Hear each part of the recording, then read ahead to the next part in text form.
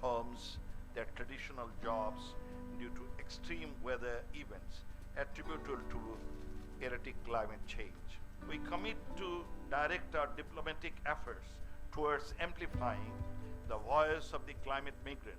We must redouble our efforts to help develop alternative adaptation strategies to save people from forced climate migration. So when we talk about migration, when we talk about displacement, it is going to be a desperate situation, not just for Bangladesh, but for all countries of the world. Let us get serious about climate change. Let us talk about funding. Let us talk about loss and damage. It is estimated that approximately 143 million people will be internal climate migrants by 2050.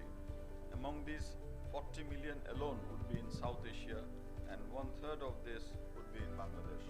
We must keep joining hands in support of those on the move due to climate change, so as to keep our words to leave no one behind. The adverse effects of climate and environmental degradation are indeed increasingly driving migration and displacement in all regions of the world. And ahead of COP27, IOM calls for 3 areas of action.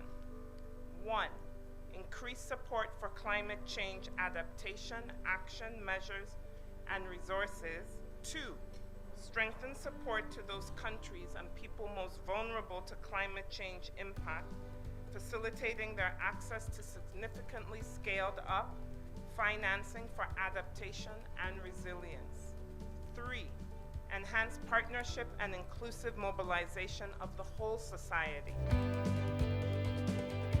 We need to ensure that migrants and displaced people have access to basic services, enjoy dignified living conditions, and are armed with skills that allow them to be engaged in productive opportunities. This requires adaptation, disaster risk reduction, resilient livelihoods, better service provision, planned urbanization, and managed migration, among other things.